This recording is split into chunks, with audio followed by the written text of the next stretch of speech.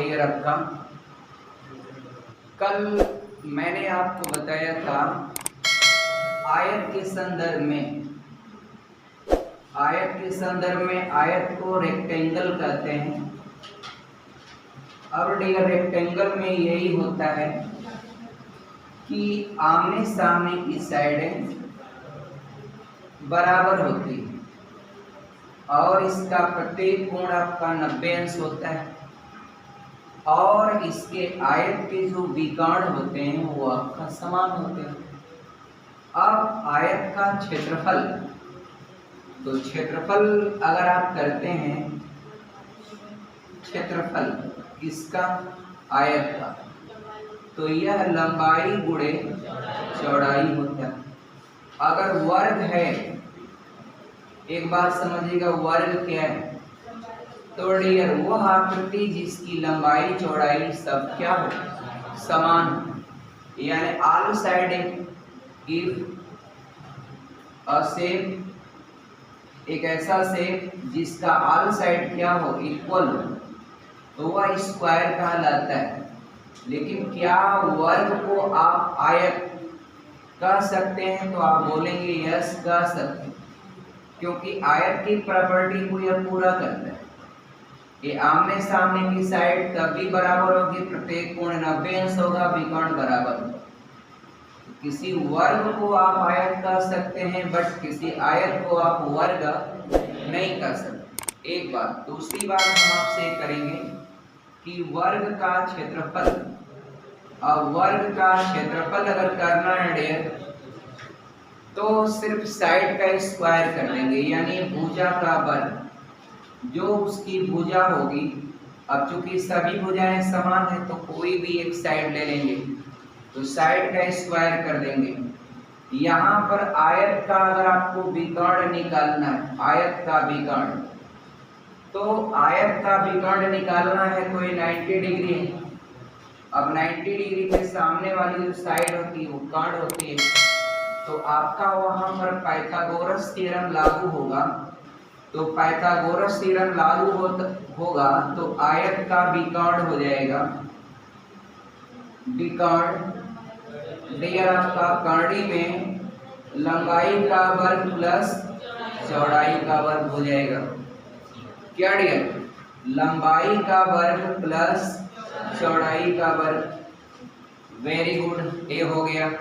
अगर मित्र आप वर्ग का विकर्ण निकालना चाहेंगे, वर्ग का विकर्ण निकालना चाहेंगे, तो ईबी साइड वही है और ईबी साइड वही है, तो इसका विकर्ण निकालेंगे तो वर्ग का विकर्ण देखिएगा, वर्ग का विकर्ण बराबर एक कर्णी में इस बी साइड का वर्ग प्लस इस बी साइड का वर्ग, तो दोनों साइड का जोड़ देंगे तो डियर ये हो जाएगा 2 साइड का स्क्वायर हो जाएगा। और साइड के स्क्वायर को वर्ग होने के नाते कर्णी से बाहर निकालेंगे, तो साइड इंटू कर्णी में 2, इसको आप इन हिंदी लिख सकते हैं भुजा कर्णी में 2। ये आपका वर्ग का विकर्ण होगा। क्या? भुजा कर्णी में 2। आपको जानना बहुत जरूरी है, क्योंकि सवाल कर देता है ना कि किसी वर्ग के विकर्ण पर बना वर्ग और उस वर्ग में क्या अनुपात होगा। वहाँ स्टूडेंट को थोड़ा सा बात को टैकल करने में थोड़ा दिक्कत होती है। अभी हम और बात करते चले जाते हैं डियर। ये तो कॉमन हो गया। अगर आप आयत का परिमाप निकालेंगे तो परिमाप जो पेरीमीटर होता है, किसी भी चीज का पेरीमीटर, उसका surrounding measurement of anything is known as perimeter of that things. यानी कोई भी शेप है, कोई भी बिल्डिंग है, कोई भी पार्क है, कोई भी वृत्ताकार मैदान है, उसका बाहर की जो माप होती है वही परिमाप होती है। परि माने क्या होता है? चारों ओर का माप कर दीजिए, दैट विल बी आपका परिमाप। अब आयत है डियर, तो उसका परिमाप कोई भी फील्ड आयताकार है तो आपका 2 लंबाई हो जाएगा, 2 चौड़ाई हो जाएगा। तो उसको 2 कॉमन लेकर के हम लिख देते हैं कि आयत का परिमाप, ये आयत का परिमाप डियर हो जाएगा ये 2 ब्रैकेट में लंबाई प्लस चौड़ाई, ये हो जाएगा। एक बात और करते हैं, किसी कमरे के चारों दीवारों का क्षेत्रफल यानी area of 4 walls of a room, क्या area of 4 walls of a room क्या होगा डियर? तो सुनिए जरा, कमरे के चारों दीवारों का क्षेत्रफल, कमरे के चारों दीवारों का क्षेत्रफल, चारों दीवारों का क्षेत्रफल। अब डियर मान लीजिए ए दीवार है, इसका आपको एरिया निकालना है तो लंबाई गुणे ऊंचाई होगा, हाइट लेना पड़ेगा ना दूसरी साइड, तो LH होगा, LH लंबाई गुणे हाइट, वही LH इसका भी होगा तो 2LH, और इसका करेंगे तो विड्थ है और हाइट तो BH होगा, तो BH इसका और BH पीछे वाली वॉल का तो 2BH। अब इसमें क्या करते हैं, आप चाहें तो 2 भी कॉमन और हाइट भी कॉमन ले सकते हैं, आपके ऊपर डिपेंड करता है। आप ऐसे ही लिख लें 2H, आप ब्रैकेट में L प्लस B कर दें, कोई दिक्कत नहीं। अब वैसे बहुत जगह किताबों में लिखा होता है 2, आप ब्रैकेट में लंबाई प्लस चौड़ाई गुणे ऊंचाई। तो इस तरह से आप कमरे के चारों दीवारों का क्षेत्रफल निकालते हैं। बहुत ध्यान से करिएगा एक एक चीजें, आप कोई कंफ्यूजन आपको नहीं होना चाहिए।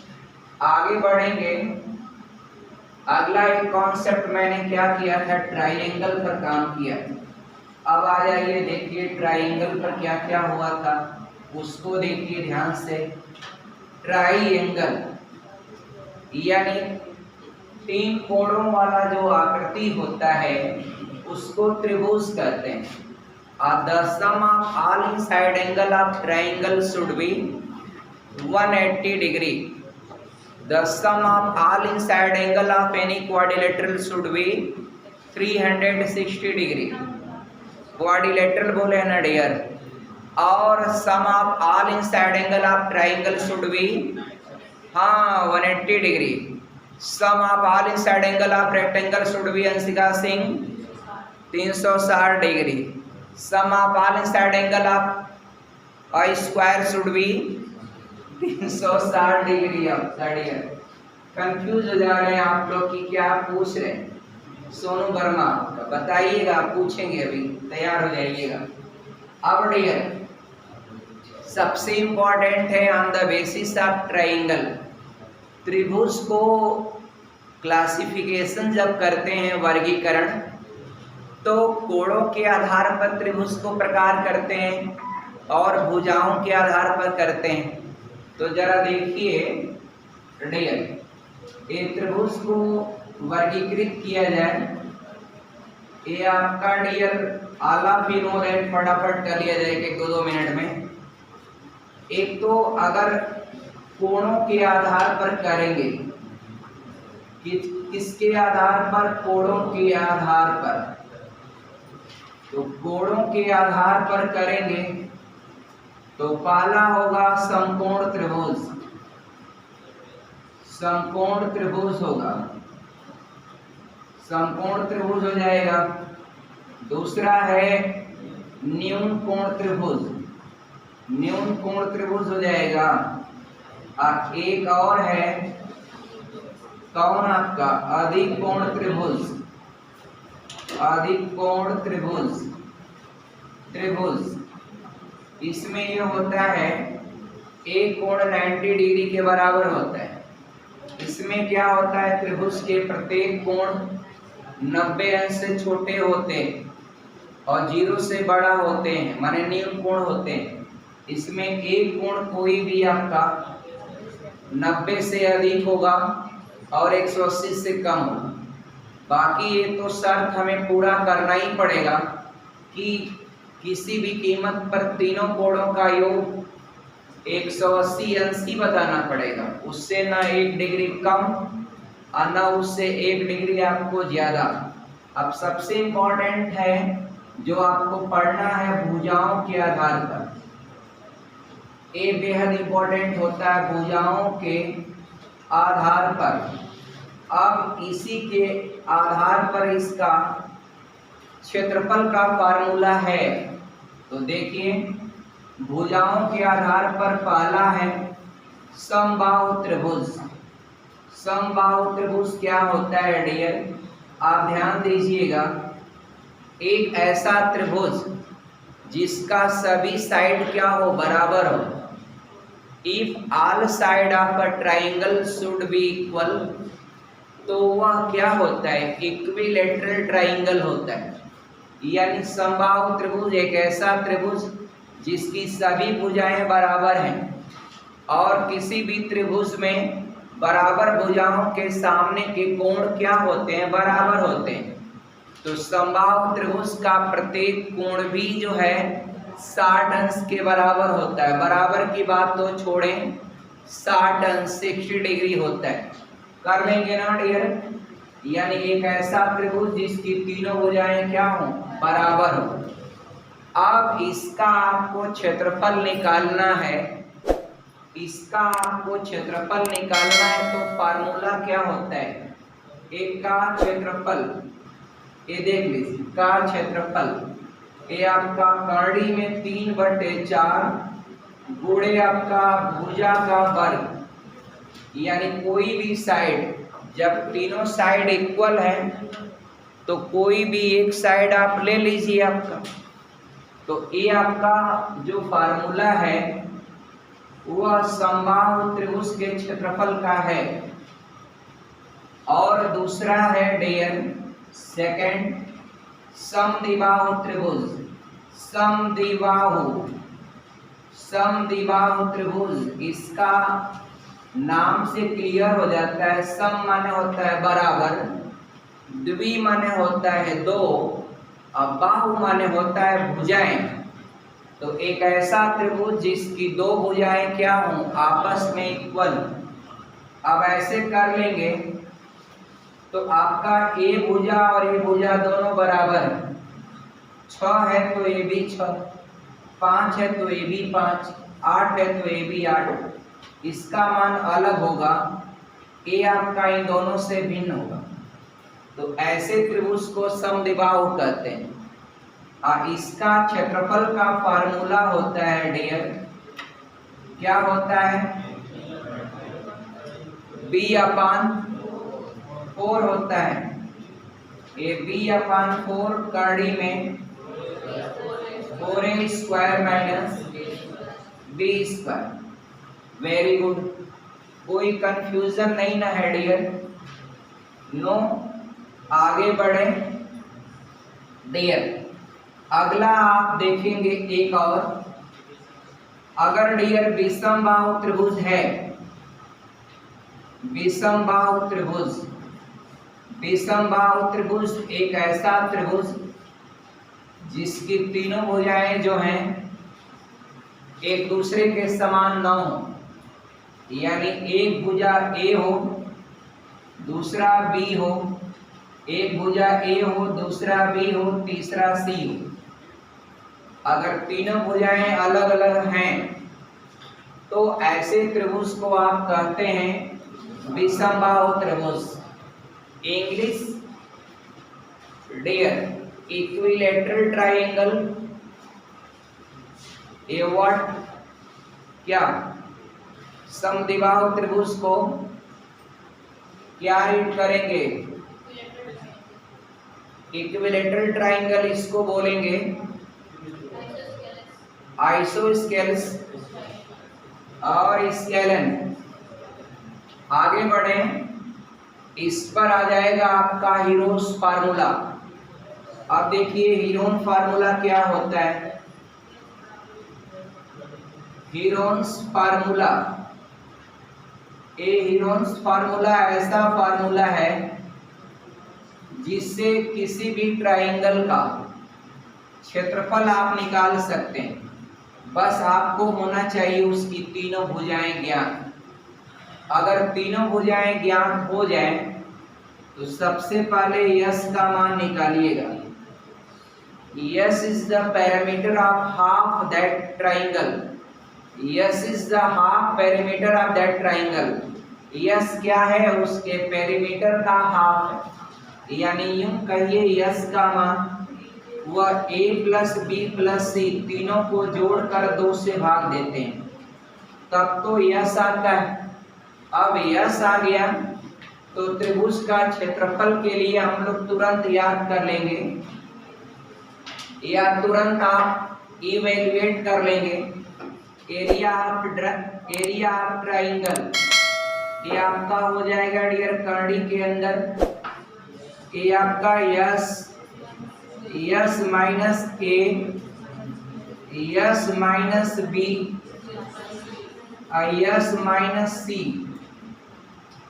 ये फार्मूला है डियर। इस फार्मूले से किसी भी ट्राइंगल का निकाल सकते हैं क्षेत्रफल। एक बात और ध्यान रखिएगा, लेकिन अगर आपका समबाहु त्रिभुज है डियर तो आप आराम से कर्णी में 3/4 गुणे भुजा का वर्ग इस्तेमाल करें। अगर समद्विबाहु है तो b/4 कर्णी में 4a² माइनस b², जबकि b क्या है? बेस, और a क्या है? Equal side. तो आप याद रखिएगा, अगर डियर कोई त्रिभुज संपूर्ण त्रिभुज है तो उसका क्षेत्रफल आधार गुणे ऊंचाई बटे 2 पर लगता है। अगर कोई त्रिभुज संपूर्ण त्रिभुज है, देखिए आगे बढ़ते हैं। आगे डियर अगला देखिएगा कंटेंट। अगर डियर आपको पूछता है, देखिएगा, अगर पूछता है डियर इफ ए संपूर्ण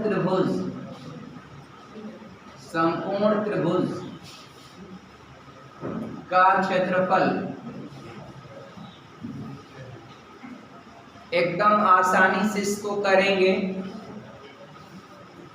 ये आपका डियर 90 डिग्री होगा तो ए आपका लंब हो जाएगा, इसको बोलेंगे आधार, ए हो जाएगा कर्ण। तो संपूर्ण त्रिभुज के क्षेत्रफल के लिए कर्ण की आवश्यकता नहीं होगी। बस आप इसका क्षेत्रफल निकालने के लिए सिंपल लंब गुणे आधार, लंब गुणे आधार आप बट्टे आपका 2 कर देते हैं, बस तुरंत आपका final. Base into height upon 2।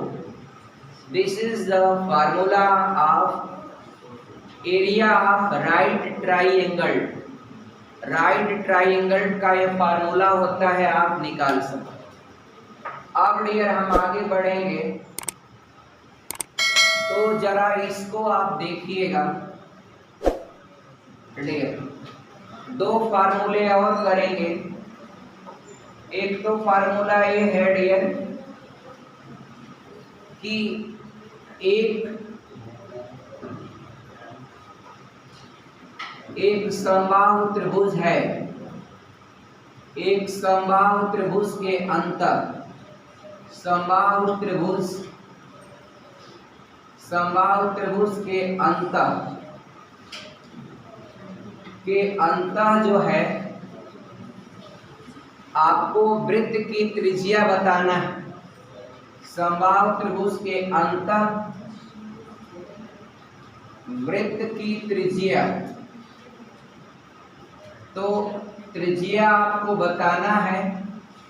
तो सिंपल आप उसकी भुजा, जो समबाहु त्रिभुज की भुजा होगी बटे 2 कर्णी में 3 इस्तेमाल कर लीजिएगा, उसकी त्रिज्या ज्ञात हो जाएगी। और अगर आप ये कर लिए, मान लीजिए मैं इसी पर आपको एक क्वेश्चन देता हूं। एक समबाहु त्रिभुज है जिसकी भुजा जो है डियर 12 सेमी है। एक समबाहु त्रिभुज है जिसकी भुजा 12 सेमी है। इसके अंदर एक सर्किल बना है, तो इस सर्किल का क्षेत्रफल आपको बताना है। 12 सेमी भुजा वाले समबाहु त्रिभुज के अंतः वृत्त का क्षेत्रफल ज्ञात करें। तो अंतः वृत्त का क्षेत्रफल ज्ञात करना है, तो पहले इसकी रेडियस आएगा 12/2 कड़ी में 3, 2 छक्का 12 और 6 को 2 गुणे 3 और 3 को कड़ी में 3 गुणे कड़ी में 3/कड़ी में 3 कैंसिल आउट। ये क्या हो जाएगा, रेडियस। रेडियस इसका हो गया मित्र 2 कड़ी में 3। 2 को अगर आप अंदर डालना चाहेंगे तो 2 बार गुणा होगा, 2 दूना के 4 3 12। ये क्या हो गया, रेडियस। अब वृत्त का क्षेत्रफल होता है, वृत्त का क्षेत्रफल पाई r स्क्वायर होता है। क्या होता है डियर, पाई r स्क्वायर। अब डियर पाई का मान, अब डियर वो देखेंगे आपकी क्या 22/7 रखने से कोई फायदा है। तो जब कोई फायदा नजर नहीं आता है, विकल्प को भी ध्यान में रख लें कि विकल्प अगर पाई के रूप में है तो देना है, दशमलव के रूप में है तो देना है। तो देखा जाता है या 7 से कटने वाली वैल्यू बनी है तब आपका 22/7 ही रखना चाहिए। अदरवाइज यहाँ पर हम 3.14 रखेंगे डियर। r स्क्वायर है तो रूट आपका 12 का अगर वर्ग करेंगे तो रूट हट जाएगा। अब 12 से गुणा कर लेंगे, 12 चौक 48, 12 एक कम 12 4 16, 12 3 36 से 37। ये 2 अंक पर डेसिमल, ये 37.68 सेंटीमीटर का स्क्वायर है। एकदम आसानी से आप लगा सकते हैं डियर। तो आपने यहाँ पर एक बात का अध्ययन किया कि समबाहु त्रिभुज और कोई त्रिभुज नहीं, समबाहु त्रिभुज एक ऐसा त्रिभुज जिसके सभी साइड क्या हो, इक्वल। उसके अंदर अगर कोई वृत्त है तो उस वृत्त की जो त्रिज्या होती है डियर, वह समबाहु त्रिभुज की भुजा बटे 2 कड़ी में 3 होता है। तो ये अंतः वृत्त की त्रिज्या है। अब एक वो और कर लिया जाए, समबाहु त्रिभुज के बाह्य वृत्त की त्रिज्या क्या होती है, जरा उसको देखिए।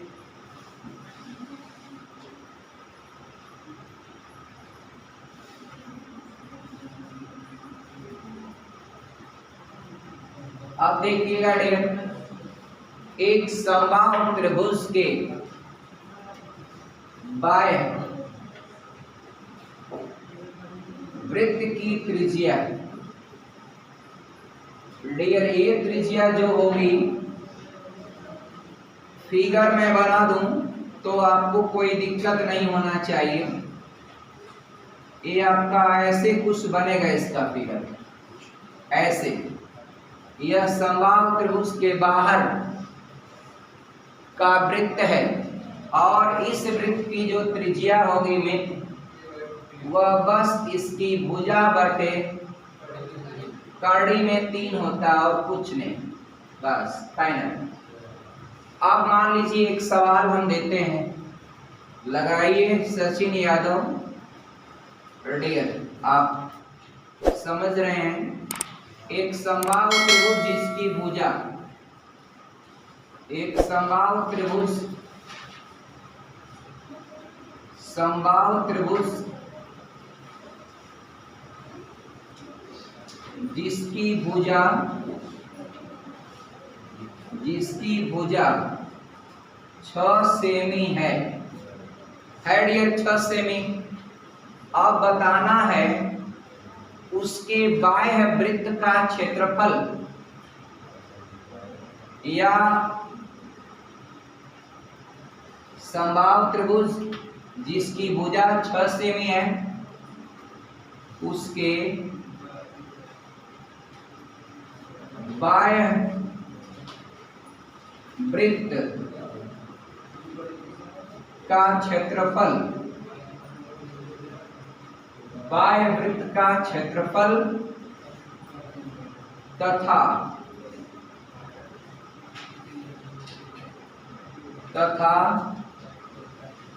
उस वृत्त के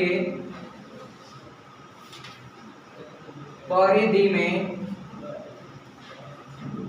अनुपात क्या होगा, अनुपात क्या होगा। थोड़ा सा आपको ज्यादा उलझाने की कोशिश कर दिया डियर। उम्मीद करूंगा आप सभी लोग बताएंगे।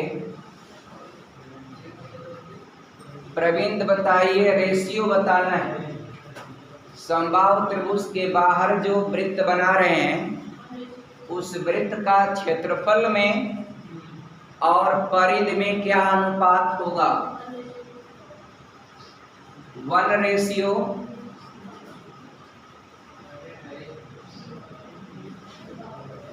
डियर पहले तो उसका रेडियस निकाल ले। 6/3 होगा तो आप इसको 2 गुणे 3 करेंगे और 3 को 2 बार कड़ी में 3 गुणे कड़ी में 3/3 से वो काट देंगे और इसको अंदर डालेंगे तो कड़ी में 12 हो जाएगा। चलिए अब आपको पहले क्षेत्रफल लिखा है तो क्षेत्रफल और परिधि में अनुपात, कोई दिक्कत नहीं बाबू। देखो क्षेत्रफल होता है πr², परिधि होता है 2πr। पाई से पाई कहानी खत्म, एगो r से स्क्वायर खत्म। का तकलीफ था बताओ डियर। r/2 में रेशियो देना है। r क्या है, कड़ी में 12 है ना, तो 12 को तुम लिख सकते हो 2 कड़ी में 3 /2 कैंसिल आउट, /1 नीचे छोड़ दो। रेशियो क्या हो जाएगा, √3:1। ये आंसर हो जाएगा। ऐसे डियर मेहनत करिए आपका। उलझ जा रहे हैं आप लोग, कर आसानी करें, बहुत बड़ा होगा, बहुत बड़ा होगा। अरे पाई से पाई काटो कहानी खत्म, एगो r से स्क्वायर काट दो कहानी खत्म। अरे पाई का मान रखने की जरूरत क्या, इतना तो दिमाग होना चाहिए कि नीचवा पाई ऊपरा पाई, तो पाई से पाई कट जाएगा, मनवा काहे खाते रख रहे हैं डियर। इट्स हाँ डियर, प्रेजेंट ऑफ माइंड होना चाहिए गणित लगाते समय डियर। आगे बढ़ लिया जाए। आइए तो जरा इस पर एक क्वेश्चन लिखता हूँ डियर, देखिए जरा क्या होगा। इस क्वेश्चन को आप लोग थोड़ा सा बताइएगा फटाफट डियर।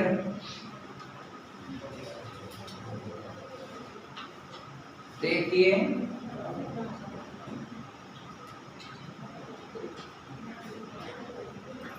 एक लिखा हुआ है डियर, क्वेश्चन है, आगे बढ़ लिया जाए। अब क्वेश्चन एक आपके लिए लिखते हैं, देखें आप लोग बताएं।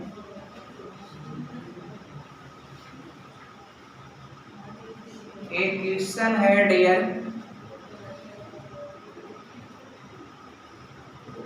क्वेश्चन क्या है, एक आयताकार पार्क की लंबाई 90 मीटर, एक आयताकार पार्क की लंबाई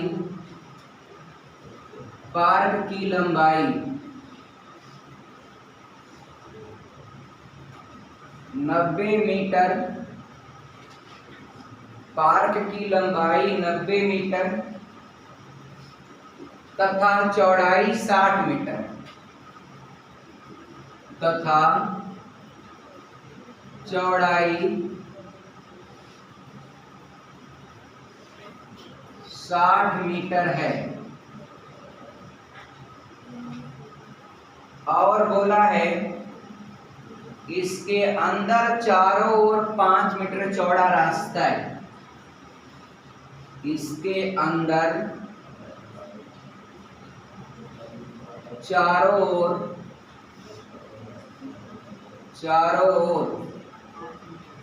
5 मीटर चौड़ा रास्ता है। 5 मीटर चौड़ा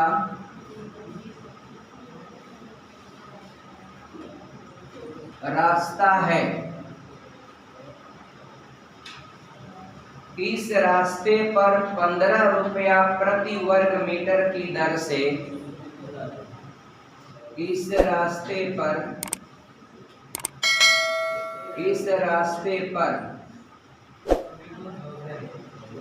15 रुपया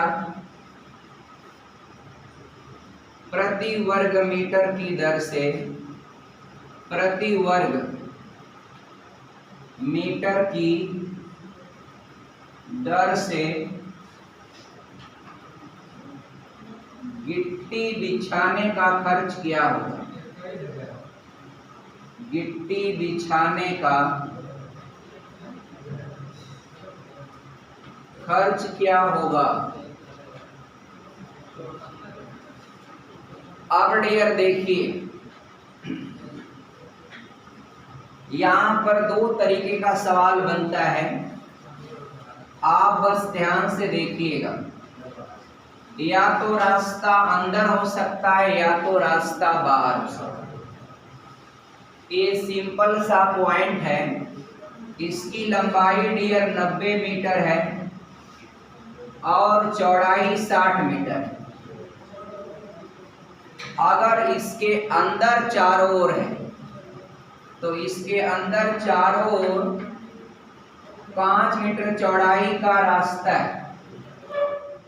अब ध्यान से आप देखिएगा, करना बस यही है कि इधर 5 मीटर निकल जाएगा और इधर 5 मीटर निकल जाएगा, तो लंबाई 5 इधर और 5 इधर 10 कम हो जाएगा तो 80 हो जाएगा अंदर वाला। और चौड़ाई भी इधर 5 निकल गया, इधर भी 5 निकल गया, तो आपका चौड़ाई 10 घट जाएगा तो 50 मीटर। अब रास्ते का क्षेत्रफल के लिए बाहरी माप गुणे आपका भीतरी माप का अंतर कर देते हैं, आंसर आ जाता है। सिंपल देखिए, रास्ते का क्षेत्रफल डियर हो जाएगा ये 90 गुणे 60 अब माइनस हो जाएगा 80 गुणे 50। अब डियर करेंगे क्या, 9 छाक 54 और 8 पचे 40, 4000 घटाएंगे तो 1400 ये वर्ग मीटर रास्ते का क्षेत्रफल आया। अब 15 रुपया प्रति वर्ग मीटर, 1 वर्ग मीटर का रेट है गिट्टी बिछाने का, तो सिंपल इसमें 15 से गुणा कर देंगे तो 15 चौका 60, आप 15 कम 15 6 21, डबल 0 बढ़ जाएगा। तो डियर आप सही बताए हैं, 21,000 रुपया इस रास्ते पर गिट्टी बिछाने का खर्च आएगा। अब डियर हम आपसे यही थोड़ा सा सवाल का रूप बदल करके एक शब्द मैं यहाँ करने जा रहा हूँ। ये आपका बाहर, इसके बाहर चारों ओर कहानी बदल चुकी है। अब आपको उत्तर दूसरा देना पड़ेगा। वह उत्तर क्या होगा मित्र, हम आपको बताएंगे, फिर सब फिगर मिटाएंगे। आगे बढ़ लिया जाए। देखिए, अंदर और बाहर का जो कंडीशन बन रही है, इसको आप एकदम आसानी से समझिएगा। ये 90 मीटर है, यह 60 मीटर। अब बाहर बाहर 5 मीटर चौड़ा रास्ता रहेगा, बाहर बाहर तो 5 इधर बढ़ेगा और 5 इधर बढ़ेगा, तो ये बाहरी माप हो जाएगी 100 मीटर। 5 इधर बढ़ेगा 5 इधर बढ़ेगा तो बाहरी माप हो जाएगी 70 मीटर। अब रास्ते का क्षेत्रफल क्या बनेगा? तो डियर फार्मूला वही करेंगे, रास्ते का क्षेत्रफल ये आपका बाहरी माप का गुणनफल माइनस भीतरी माप का गुणनफल। बाहरी माप 100 गुणे 70 करेंगे तो पूरी एरिया आ जाएगी, और उसमें से ये वाली एरिया घटा देंगे तो सिर्फ रास्ते की एरिया बचेगी। तो डियर हमें करना चाहिए 100 गुणे 70 माइनस 90 गुणे 60, ये 9 छाक 54 आए आपका 7000, घटाएंगे तो ये 1600 आ जाएगा ये वर्ग मीटर।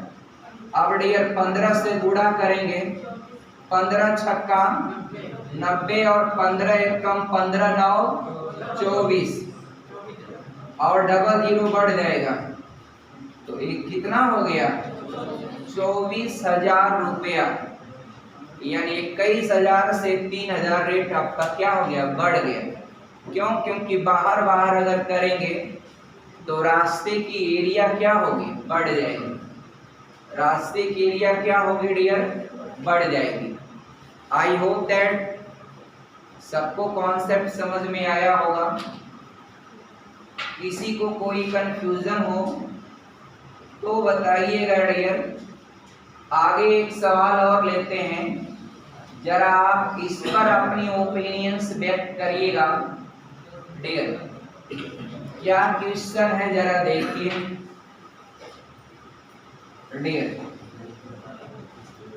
ये क्वेश्चंस बेहद इंपॉर्टेंट हैं, आपको हर किसी एग्जाम में आते ही आते। अब डियर जरा देखिए, बहुत ध्यान से देखिए। एक त्रिभुज की भुजाओं का अनुपात, सुनिए जी, एक त्रिभुज की भुजाओं का अनुपात, ट्रायंगल का सवाल लिया। एक त्रिभुज की भुजाओं का अनुपात, भुजाओं का अनुपात, त्रिभुज की भुजाओं का अनुपात दिया है डियर 3:4:5। यहां लिख दूं 3:4:5। इसकी कुछ सकल सूरत समझ में आई रेशियो के आधार पर। इस त्रिभुज का क्षेत्रफल तथा लिखा है, तथा इस त्रिभुज का क्षेत्रफल, त्रिभुज का क्षेत्रफल डियर लिखा है 216 वर्ग सेमी है। 216 वर्ग सेमी या सेंटीमीटर स्क्वायर। अब आपसे पूछना चाहता हूं मैं, इस त्रिभुज की परिमिति कितना होगा? इस त्रिभुज की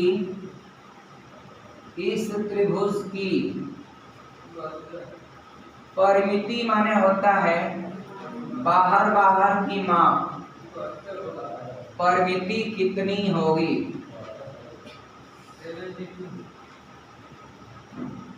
कितनी होगी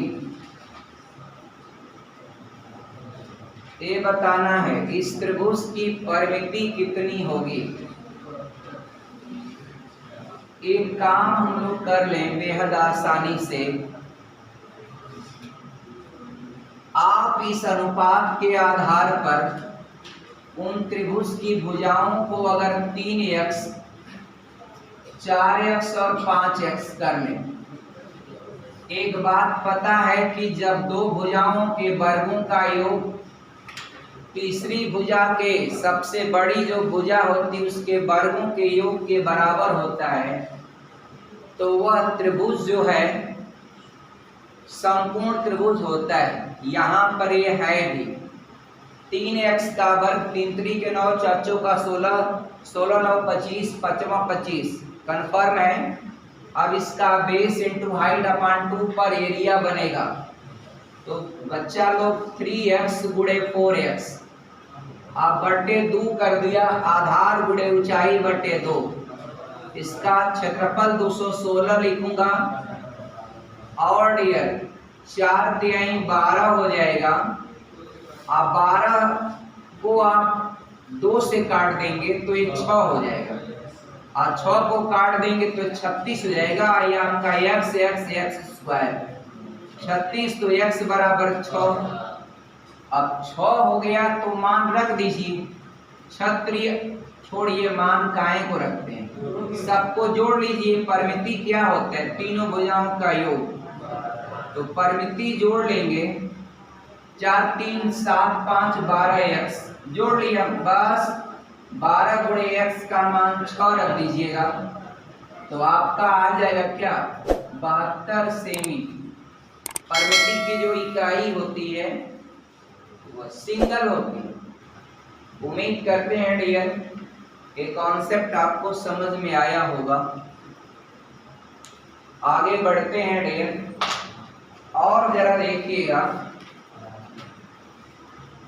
एक सवाल है डियर जो आपसे कभी कभी पूछा जाता है, आप उसको देखिए। ये अभी इस साल यूपी टेट के एग्जाम में पूछा गया। डियर जरा देखिए क्या है, किसी वर्ग की प्रत्येक भुजा की लंबाई में, किसी वर्ग की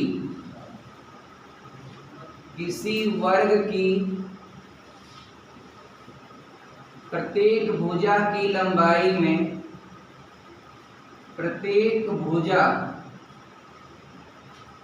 की लंबाई में